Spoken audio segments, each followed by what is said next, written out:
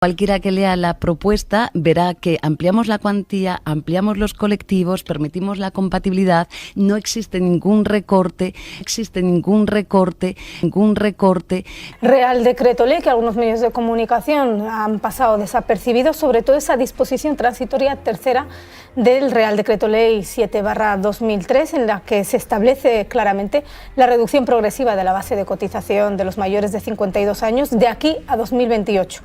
Ese Real Decreto Ley fija que las personas que están cobrando ese subsidio de desempleo, que están cotizando a la Seguridad Social por un 125% de la base mínima del régimen general, pero claro, en la reforma que ha presentado la ministra Díaz se aprueba reducir dicho porcentaje al 120% en 2024, al 115% en 2025 y así sucesivamente hasta alcanzar ese 100% de la base mínima en 2028. Y primera valoración sobre este subsidio. Lo primero es que te tengo que contradecir, no es la letra pequeña, lo ponen bien gordo. O sea que cualquiera que se hubiera leído, en el momento que ya se publicó en el BOE la versión definitiva, cualquiera que se hubiera leído el decreto sabía que lo que pasaba era esto, que vale, de acuerdo, no ha habido un recorte en las cuantías de los subsidios, lo que has hecho ha sido un recorte diferido en la jubilación de la gente. Esta es la cuestión, ahí está la madre del cordero. Entonces, vemos que muchísima gente que en un periodo de empleabilidad muy difícil, que es a partir de los 52 años,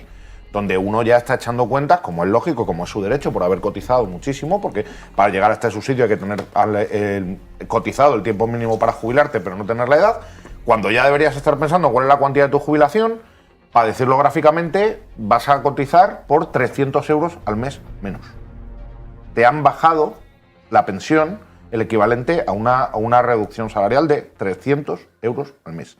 Y si tú tienes la desgracia de participar, de estar afectado, por ejemplo, en un expediente de regulación de empleo, que suele afectar a trabajadores de 55 años o más, por ejemplo, vas a tener la última década de tu vida de cotización por una media, como digo, de 300 euros menos al mes. Esto es evidentemente un recorte. Y yo creo que las cosas hay que decirlas. Largo Caballero tenía la frase de que a los trabajadores hay que decirle la verdad, aunque no les guste. Y yo creo que la ministra podía haber salido diciendo, oye, hemos conseguido ampliar determinadas cuestiones a cambio de este recorte, que hay que llamarlo con estas palabras, y que la gente juzgue. Lo que no puedes hacer, y me parece primero un error comunicativo, por no valorarlo de otra manera, es contra la gente decir claramente aquí no ha habido ningún recorte cuando no es cierto. Porque la gente se va a dar cuenta. Es que este tipo de cuestiones tienen las patas muy cortas. El día que un trabajador o una trabajadora dentro de unos años vaya a solicitar su prestación de jubilación y se dé cuenta que son 300 euros menos, ahí le va a dar igual la política comunicativa, el relato y la leche que le han dado. ¿Va a saber que hay esto? Pues dígase, no se ha podido llegar a más. Oigan, presionen para que lleguemos a más, pero el triunfalismo vacío no nos lleva a ningún lado.